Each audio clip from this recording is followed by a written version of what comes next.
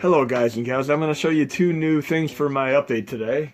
And we're going to go up into the display options. If you install the latest RetroArch in my core set, I mean, it's been this way for a while, you can choose your border frame right from here.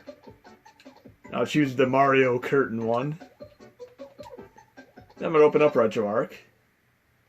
And I'm going to use my dummy folder method. I'm going to load a core. And I'm going to show you how to add RetroArch to your main user interface on the USB host as well as any way you want to do it. But loading core, gonna load Super Nintendo, 9X core, load content, start directory, dummy folder, SNES.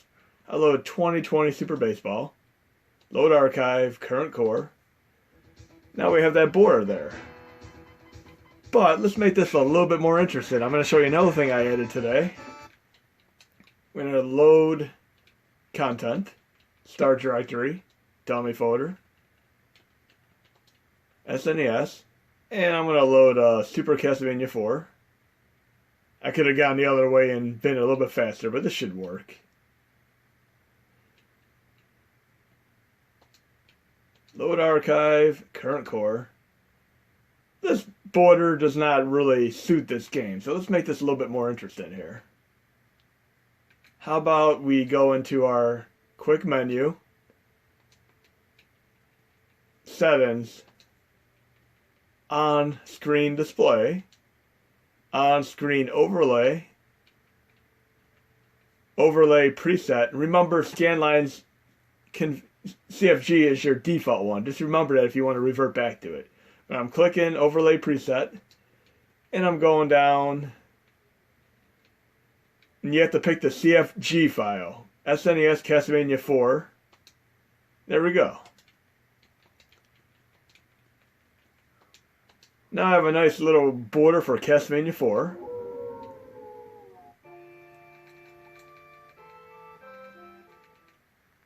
And I'm going to make it easy for you guys and gals to make your own custom borders as well.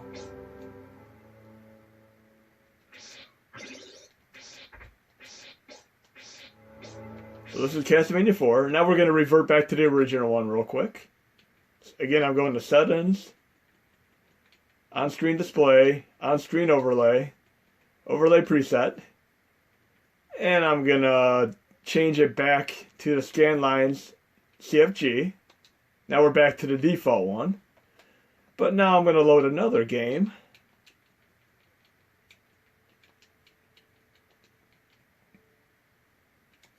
For my dummy folder. Let's try Chrono Trigger. Load archive, current core. And that doesn't suit this game at all, so I'm going to go back into settings, on-screen display, on-screen overlay, overlay preset, and let's make it a Chrono Trigger specific overlay. There we go.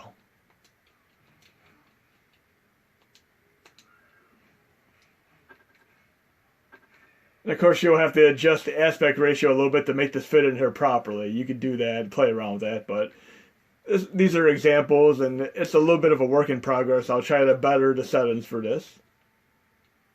So I'm going to go back to my settings.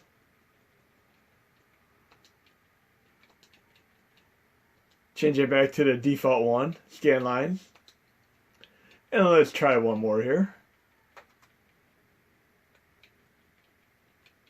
How about we make it an old-fashioned TV here? And I'll go back to low core and we'll load an NES core. Low content, start directory, dummy folder. And you can see with the cutoff it's a little bit harder to do, but I'm going to fix that real quick.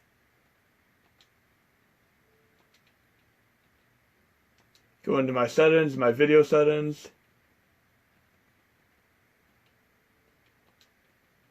We'll change the aspect ratio.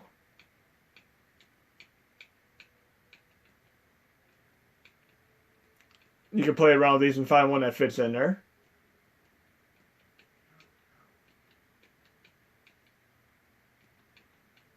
Of course, you can do custom as well. But I'm going to the default ones here. Let's see what happens here.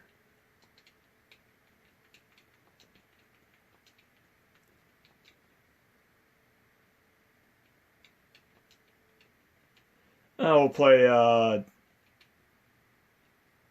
this crappy Castlevania clone, 8 Eyes. So there we go. We're playing it with that. And let's make this even a little more interesting. I'm going to go into my filters, in my shaders here. Load shader preset.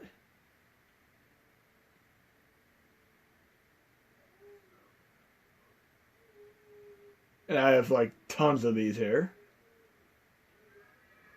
Just try a random one. I haven't even tested some of these out, but I'm going to just do a random one here, see if anything looks interesting.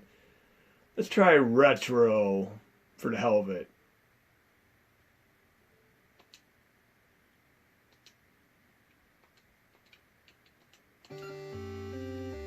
That one's not too cool. Let's try another one.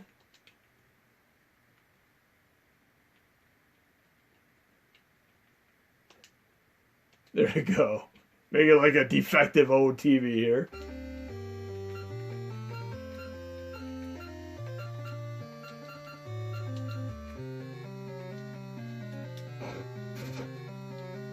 It's like I'm on a TV that's going bad here.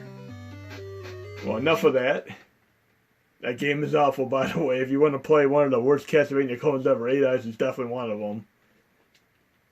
Now I'm going to do one other interesting thing here. Let's revert these settings back to the official ones here. The default ones. On-screen display. On-screen overlay. Overlay preset. And I'm going to change that back to the scan lines CFG. And then I'm going to revert the shader back as well.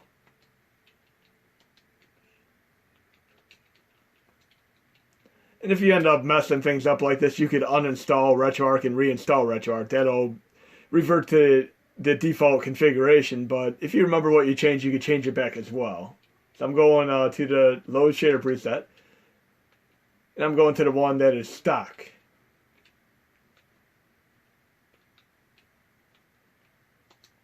Now I'm back to the original one. Then I'm going to go back to settings, change my aspect ratio back, under video. I'm going to go to core provided. There we go. Then I'm going to do another thing today, another core that I added. I'm going to go to load core. I'm going to load this B SNES core, which is the most accurate SNES core based on the Higgin code. Then I'm going to load content. And we're going to load a game that normally doesn't function with the normal 9X cores due to the accurate emulation that is required. So I'm going to start directory, dummy folder, SNES, and we're going to load Top Gear 3000. And due to this extremely accurate emulation, this game is not going to run very fast, but it's going to run accurately. Load archive, current core, BSNES. And the first thing I'm going to do to help this out just a little bit is I'm going to go to the core options. I'm going to allow settings to reduce accuracy. Have the super effects speed at 1000. And you can change between the special chip accuracy. I'm changing it to HLE now. I'm going to resume. We're going to play a slower representation but more accurate representation of Top Gear 3000. Unfortunately, this does not work properly in the normal SNES 9X cores that we have. So if you really want to play this, this is really only your own way for now. Unless you want to play it on a PC.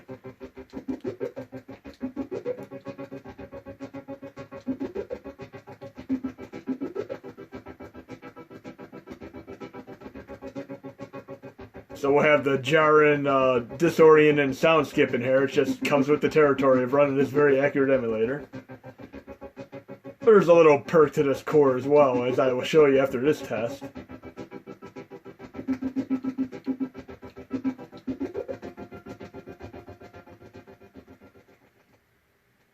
Since this is a little bit futuristic, how about we throw a Metroid Border on here? I'm going to go into my settings, on-screen display, on-screen overlay.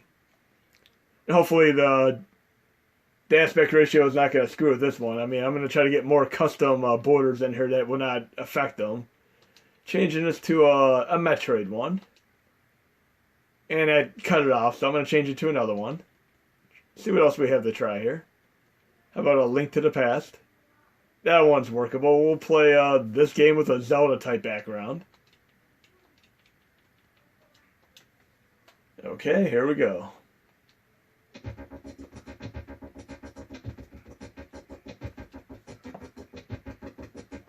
Normally, if you load this game at 9x, you get garbled graphics once you get to the start of the race. Now we just get garbled sound, but the game runs really accurately. But running games in slow motion can be a tremendous perk, as you will see in the next game I load as a test here.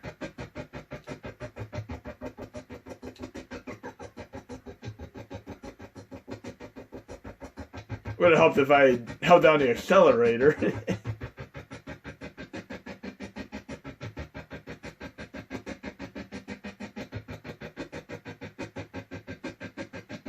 And for the record, Sega Saturn, 3DO, PCFX, and Atari Jaguar all run roughly the same as this. Pretty slow.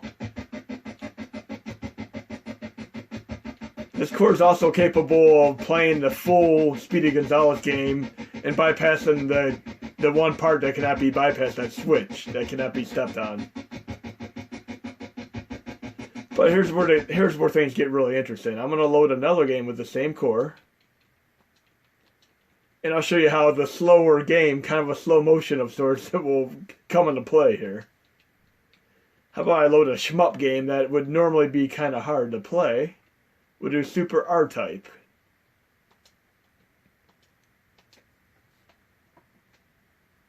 Now it's a more accurate emulation and a slower gameplay. Just watch how easy this game is now. Ah, I picked the wrong game.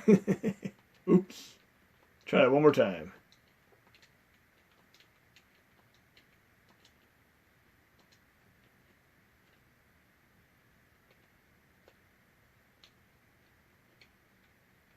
Meant to pick Super R-Type, not Super RBI Baseball.